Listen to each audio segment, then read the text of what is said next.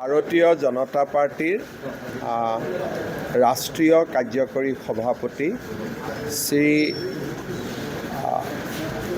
আমাৰ নীতিন নবীন ডাঙৰীয়াৰ অধ্যক্ষতাত কোৰ কমিটিৰ বৈঠক অনুষ্ঠিত হয় আৰু কোৰ কমিটিৰ বৈঠকত ৰাষ্ট্ৰীয় সাংগঠনিক সম্পাদক BL সন্তোষ ডাঙৰীয়া, কেন্দ্ৰীয় মন্ত্ৰী সৰ্বানন্দ সোণোৱাল ডাঙৰীয়া, আমাৰ নিৰ্বাচনী প্ৰভাৰী বৈজয়ন্তজয় পাণ্ডা ডাঙৰীয়া, ৰাজ্যিক প্ৰভাৰী হৰীশ দ্বিবেদী ডাঙৰীয়া আৰু সহ নিৰ্বাচনী প্ৰভাৰী সুনীল শৰ্মা ডাঙৰীয়া উপস্থিত থাকে।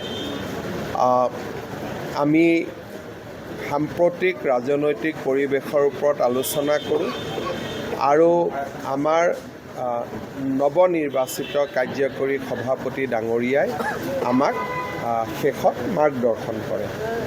অহাকালিও আমাৰ কাৰ্যনিৰ্বাহক বৈঠক চলি থাকিব আৰু অহাকালিও আমাৰ দলৰ কেইবাখনো গুৰুত্বপূৰ্ণ বৈঠক election management committee, campaign committee, manifesto committee এইসমূহো বৈঠক সমান্তৰালভাৱে অহাকালিও চলি থাকিব। গতিকে আজি আৰু কালি যথেষ্ট গুৰুত্বপূৰ্ণ দিন নিৰ্বাচনী দিশৰ পৰা। মিত্ৰতাৰ কথা আমি ইয়াত আলোচনা ইউজুৱেলি নকৰোঁ। কেন্দ্ৰীয় গৃহমন্ত্ৰী ডাঙৰীয়া 28 তাৰিখে গুৱাহাটীত আহিব, 29 তাৰিখে তেওঁ বটদ্ৰৱাত যাব, 29 তাৰিখে তেওঁ গুৱাহাটীতো দুটা অনুষ্ঠান কৰিব আৰু কেন্দ্ৰীয় গৃহমন্ত্ৰী ডাঙৰীয়াৰ পৰ্যায়ত আমাৰ মিত্ৰতাৰ আলোচনাবিলাক চলি থাকিব। কিন্তু কেইটা ছিট কোনে পাব, কাক দিয়া হ'ব, সেয়া ফেব্ৰুৱাৰীৰ 15 তাৰিখৰ আগতে ডেফিনেটলি সম্পূৰ্ণ নহ'ব। কিন্তু অনানুষ্ঠানিক বুজাবুজিৰ প্ৰক্ৰিয়াটো ইতিমধ্যে আৰম্ভ হৈছে।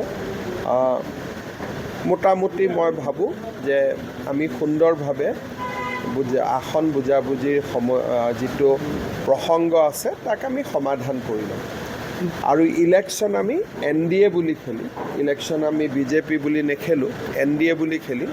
সেইকাৰণে আমি গোটেইবিলাক সমস্যা যি আছে আমি সমাধান কৰিম।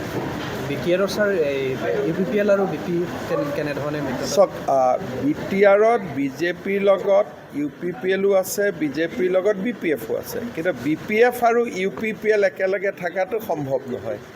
সেইকাৰণে আমি কিবা এটা তাত নতুনত্ব বিচাৰি উলিয়াব লাগিব আৰু গৃহমন্ত্ৰী ডাঙৰীয়াৰ লগত আলোচনা হ'লে ডেফিনেটলি কিবা এটা নতুনত্ব থাকিব।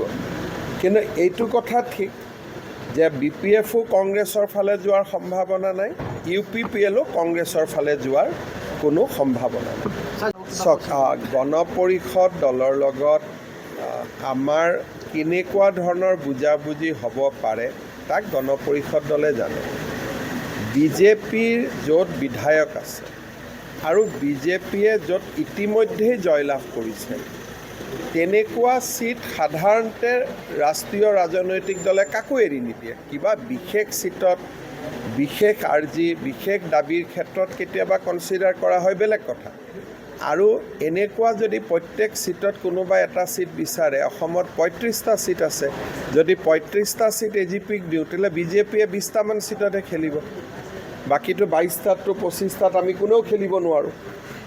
গতিকে মই ভাবোঁ যে আপোনালোকে ডেফিনেটলি শুনোতেও ভুল হ'ব পাৰে বা তেওঁলোকে কওঁতেও, কাৰণ অসমত 35খন জিলা আছে। এতিয়া বাক্সা জিলাত AGPয়ে ক'ৰ পৰা ছিট ল'ব, চিৰাঙত ক'ৰ পৰা ছিট ল'ব, তামোলপুৰত ক'ৰ পৰা ছিট ল'ব, কাৰণ তাততো আমিয়ে ছিট পাওঁ নে নাপাওঁ ঠিক নাই। গতিকে আমি তেওঁলোকক ক'ৰ পৰা ছিট দিম। গতিকে এই গোটেই কথাটো এটা বুজাবুজি যোৱা বছৰ 2021ত হৈছে। গতিকে 2021টোকে ভিত্তিবৰ্ষ হিচাপে লৈ বুজাবুজি হ'ব। গতিকে 2021ৰ পৰা এখন দুখন ছিট আগপিছ হ'ব পাৰে, কিন্তু ভিত্তিবৰ্ষটো 2021 হ'ব, তাতকৈতো আৰু বেলেগ হ'ব নোৱাৰে। হ'ব।